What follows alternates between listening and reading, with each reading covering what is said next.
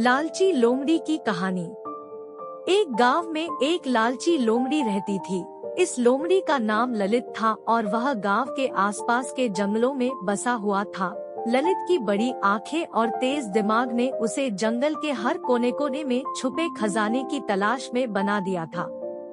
एक दिन ललित ने सुना कि गांव के पास एक पुराना मंदिर है जिसमें एक रहस्यमय गुफा है जो बहुत सालों से खुली नहीं हुई है। ललित ने तुरंत उस गुफा की ओर रुख किया और उसमें किसी बड़े खजाने की तलाश में पड़ा। गुफा के अंदर ललित ने एक बड़े से सांप को देखा जो एक सुनहरे संदूर से लिपटा हुआ था। सांप ने ललित को देखते ही कहा, तुम यहाँ कैसे आए हो? यह गुफा मेरा घर है और मैं यहाँ अकेला रहता हूँ। ललित ने जवाब दिया, मुझे यहाँ खजाने की तलाश है। कहा जाता है कि इस गुफा में कोई बड़ा सा खजाना छुपा हुआ है। सांप मुस्कुराया और बोला, तुम गलत जगह पर हो, लेकिन मैं तुम्हारी मदद कर सकता हूँ। मैं इस गुफा के राजा हूँ और तुम्हें यहाँ से बाहर निकालने के लिए एक शर्त पर छुड़ा सकता हूँ। ललित ने राजा सांप से सहमति दी और तब से उनका साथ चलता रहा। सांप ने उसे जंगल के गहराइयों में ले जाकर कुछ स्वर्ण और माणिक्य के रत्न दिखाए, जिन्हें ललित ने बहुत ही लालच भरी आंखों से देखा। राजा सांप ने कहा, ये सब तुम्हारे लिए है, लेकिन एक शर्त पर। तुम्हें इसे सबके साथ साझा करना होगा और जंगल की सुरक्षा के लिए इसका उपयोग करना होगा। ललित ने शर्त स्वीकार की और उसने वह सभी खजाने गांव के लोगों के साथ साझा किए।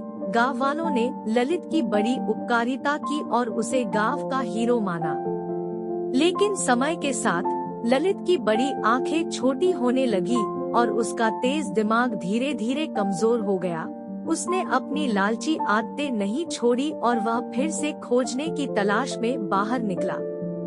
एक दिन ललित ने फिर से वही पुरानी मंदिर की ओर रुख किया जहां सांप राजा की गुफा थी। उसने सोचा, कहीं यहाँ और भी छुपा हुआ खजाना तो नहीं है। लेकिन इस बार ललित की लालची आदतें ने उसे फिर से मुश्किल में डाल दिया। वह मंदिर के अंदर गया और सांप राजा से मिलने का इरादा किया। सांप राजा ने उसे देखते ही कहा, तुम फिर से यहाँ क्यों आए हो ललित? ललित ने कहा, मुझे लगता है कि यहाँ और भी छुपा हुआ खजाना हो सकता है। मैं इस बार उसे सभी से छुपा कर रखूंगा और सभी स्वयं को हिस्सेदार नहीं बनाऊंगा। सांप राजा ने चेतावनी से कहा, ललित, तुम यह समझो कि लालच हमेशा बुरा होता है। तुमने पहले भी सभी के साथ खजाने को साझा किया और सबका समर्थन पाया, लेकिन अब तुम फिर से वही गलतियां दोहरा रहे हो। ललित ने गर्व से कहा, मैंने सीखा नहीं सांप राजा। मैं सोचता था कि मैं अगर सभी को छोड़कर खजाने को अपने पास रखूंगा तो मेरा और भी बड़ा फायदा होगा। सांप राजा हंसते हुए बोले, ललित, लालच तुम्हें अपने ही हाथों से बर्बाद कर देगा। सच्चा धन उसे होता है जो सभी के साथ साझा किया जाता है और जिसे हर कोई सद्गुण स्वीकार करता है। ललित ने समझा कि उसकी लालची आदतें उसे हमेशा बुरी तरह से प्रभावित करेंगी। वह अपनी गलतियों को स्वीकार करते हुए फिर से सभी के साथ खजाने को साझा करने का निर्णय लिया। सांप राजा ने उसे आशीर्वाद दिया और कहा, ललित, यह तुम्हारी अच्छी क्रिया है। लालच से बचो और सभी के साथ भले का संबंध बनाए रखो। ललित ने अपनी गलतियों से सीख ली और उसने गांव में फिर से एकता और सद्भाव की भावना को मजबूत किया। उसने साभारी भावना के साथ सभी को खजाने का हिस्सा बनाया और गांव को एक समृद्धि भरा स्थान बना दिया।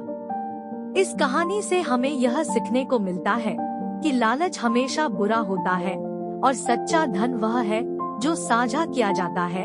ललित ने अपनी गलतियों को स्वीकार करके और बेहतर दिशा में कदम बढ़ते तत्काल नहीं बल्कि गांव वालों के बीच एक सबक सीखने को मिला।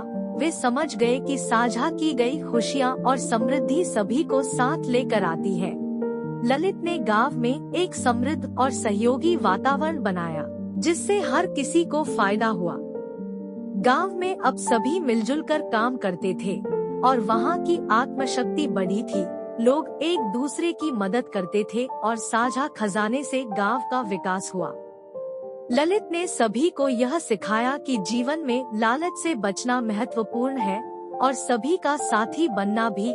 उसने यह भी बताया कि सच्चा समृद्धि वह है जो सभी के साथ साझा की जाती है और एक एकल की भावना से बचा जा सकता है। गांव वालों ने ललित को अपने हीरो माना और उसे गांव का सच्चा नेता माना। ललित ने अपनी गलतियों को सुधारकर और सही राह चुनकर एक उदाहरण स्थापित किया कि कैसे एक व्यक्ति अपने बचाए गए लालची मार्ग से हटकर एक समृद्ध और सशक्त समाज का नेत्री बन सकता है। इस कहानी से हमें यह सीख मिलती है कि हमें लालच से दूर रहना चाहिए और हमेशा सहयोग और साझेदारी की दिशा में कदम बढ़ाना चाहिए। एक आत्मनिर्भर और समृद्ध समाज की दिशा में हमारे कदम हमेशा बढ़ते रहेंगे। गांव में ललित के साथी बढ़ते और विकास की राहों में कदम बढ़ते गए। उन्होंने गांव के बच्चों के लिए शिक्षा के क्षेत्र में प्रोजेक्ट्स शुरू किए और समृद्धि के लिए नए नई योजनाएं बनाई। ललित ने समझाया कि आत्मनिर्भरता और सहयोग ही विकास की कुंजी है। उन्होंने गांव के लोगों को विभिन्न क्षेत्रों में कौशल विकसित करने के लिए प्रशिक्षण दिया और स्वयं भी उनके साथ योजनाओं में सहयोग किया। गांव की अर्थव्यवस्था में बदलाव हुआ और वह अब स्वतंत्रता से चलने वाला गांव बन गया था। लोग अब अपने आत्मनिर्भर उत्पादों का विपणन कर रहे थे और गांव का सामाजिक आर्थिक स्तर बहुत ऊंचा हो गया था।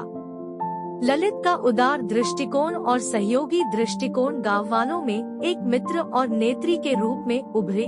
उन्होंने सिखाया कि सहयोग और समृद्धि का मार्ग हमें सुख और समृद्धि की ऊंचाइयों तक पहुंचा सकता है।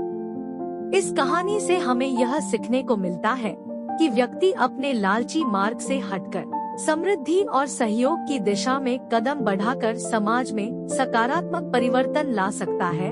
ललित ने गांव को एक सशक्त, सहयोगी और समृद्ध समुदाय बनाने में अपनी भूमिका निभाई और सबको एक साथ मिलकर विकास की ऊंचाइयों तक पहुंचाया।